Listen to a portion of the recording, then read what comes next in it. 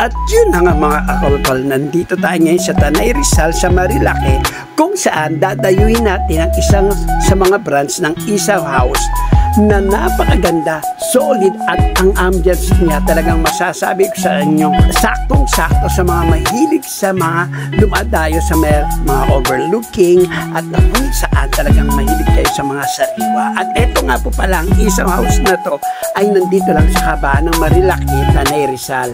Take note, kitang-kita mo rito ang kabundukan ng Sierra Madre at ang Pililla Windmills at ang kahabaan ng Laguna de Bay. Saan ka pa? Kumakain ka, makikita mo itong magagandang mga lugar na to. At hindi lang basta yun, dahil ang kanilang talagang the best na siserve na mga pagkain ay napakasarap. Talagang maire-rate ko 1 to 10 is 10. Talagang walang modus o hocus-pocus-pocus. Talagang napakasarap. At tingnan nyo naman mga kakolkol kung gaano kaganda ang kanilang lugar. Talagang marirelax ka at Instagrammable pa ang kanilang lugar at para sa mga mahilig na mga lovers o pamilya na mahilig magpa-picture.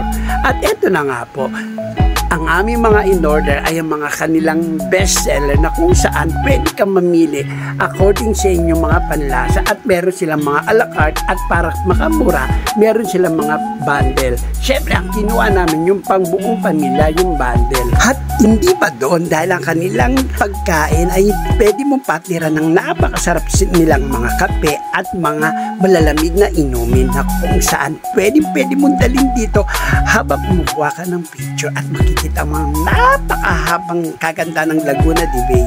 At ito na nga po, base sa aking napagtanungan dito sa mga empleyado, ito nga po pala ay halos bago lang. Kaya para sa mga gusto at pumasyal dahil sa kahabaan lang to ng Tanay Rizal sa Marilake.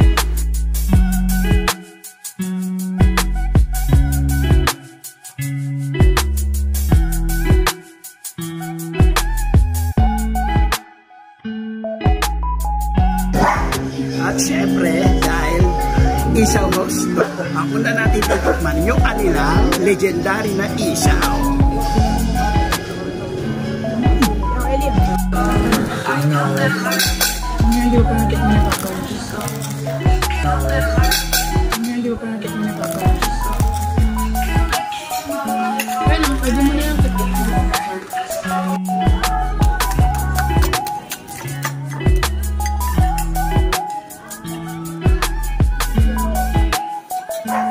Kita nyo naman kung gaano kalutong, ka-crunchy at kasarap ng crispy pata at pinagsama pa ang kanilang napakasarap na sausawan. Siyempre ang mga in-order ko, number 1 crispy pata, fried chicken, ang kanilang bone marrow, ang kanilang masarap na pansit na kung saan may toppings na lechon kawali at ang kanilang crispy sisig. At siyempre sinabayan pa yan ng napakasarap na ng kanilang legendary isaw. Siyempre at ang kanilang yang chow at sabayan mo pa ng plain rice. For sure, dagdag bilbil na naman kay Daddy Kolkol. Tatakamin ko muna kayo for today's video. Paano kakain muna si Daddy Kolkol? Hanggang sa muli, Kitty Kids. Bye-bye!